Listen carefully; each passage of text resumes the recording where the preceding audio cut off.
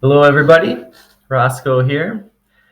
Just trying to stay warm here in the woods of Wisconsin, to quote the Red Hot Chili Peppers.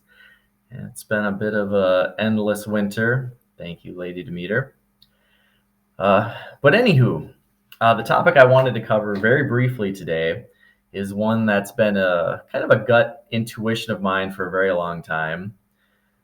Might be more of a justification or a rationalization than a intuition, but we won't go into all that right now. But the basic idea is that one should not learn music theory.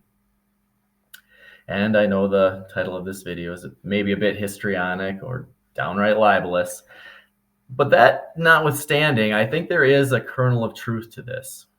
Yes, music theory has its uses, especially if you're going to be a producer, an arranger, something like that. In fact, heck, if you're just in a rock and roll band, it might not hurt to have somebody who has a pretty good understanding of music theory just to kind of corral things and rein them into, some kind of a workable form. But if you're trying to be a truly creative artist, which I would imagine most people are, because why wouldn't you want to do that? Why wouldn't you want to create something as new or unique as you possibly can? To do something unexpected. If you're following the parameters of music theory, chances are that anything you do is going to be entirely expected because it's going to fall within those guidelines, those already identified and defined parameters. But why? Why not do something unexpected? Well, don't bother learning it in the first place, and you won't be corralled into that. Um, I know it's said that you need to know the rules before you can break the rules, but that is obviously nonsense. And that certainly applies to the arts. Music, of course, in particular, what we're talking about today. And the thing that kind of got me on this hobby horse again, even though, like I said, I've kind of had an intuition about this for a long time, is a podcast I saw a few weeks ago with Brett and Heather Weinstein, where they talked about a concept in biology known as entrainment. And there's a lot of different contexts that this word can be used in, which I have very little understanding of. But basically, though, in training is like training. You're training something to go in a certain direction, training your mind to go follow a certain pattern. The etymology of it, according to Merriam-Webster here, is as a trainer and trainer, to draw, to drag in a certain direction. Well, if you spend years, maybe your 10,000 hours learning music theory, all your musical ideas are going to be entrained. They're going to be drawn, dragged in that direction. It's going to be very hard to come up with an idea outside that box, which, of course, you're going to want to do. There's no point doing things that have been covered, for decades now, if not a couple hundred years. So, yeah, don't bother learning music theory. It's going to take an insane amount of time, and it's not going to lead you into any new paths. It's kind of like if you wanted to get off the beaten path in a very literal sense. If you wanted to hack your way through the jungle or explore outer space or deep sea or something like that. Well, there's no point driving up and down and memorizing every exit on the U.S. interstate system, driving up and down I-95, I-94, all these things, and doing that for years and years if your end goal, is to discover, something in some uncharted, part of the Marianas Trench. There's just no reason for that.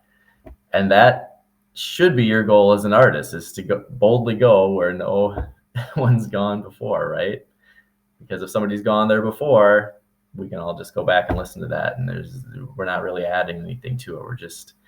We're doing interior decorating instead of architecture. We're moving some furniture around, maybe putting a different wall hanging up here or there, whatever. But we're not building anything new. So now I know the main argument against this is going to be, well, in the past there was certainly loads of game-changing artists who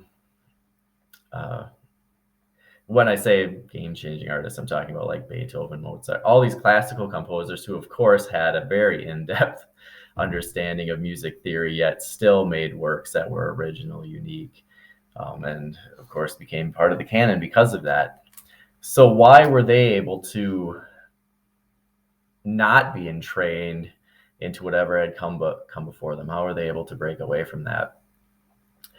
Well, certainly this is something that should still be possible today, even though most of the great modern artists in the sort of rock and roll, post-rock and roll era, like the Beatles and Jimi Hendrix, and of course dozens of others, did not know music theory, in support of my intuition here.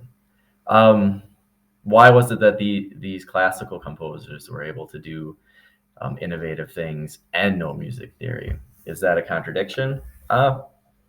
Yeah, probably. But I got a little insight that I stumbled across the other day that kind of might help to rectify these two concepts. This is in Buckminster Fuller's Critical Path.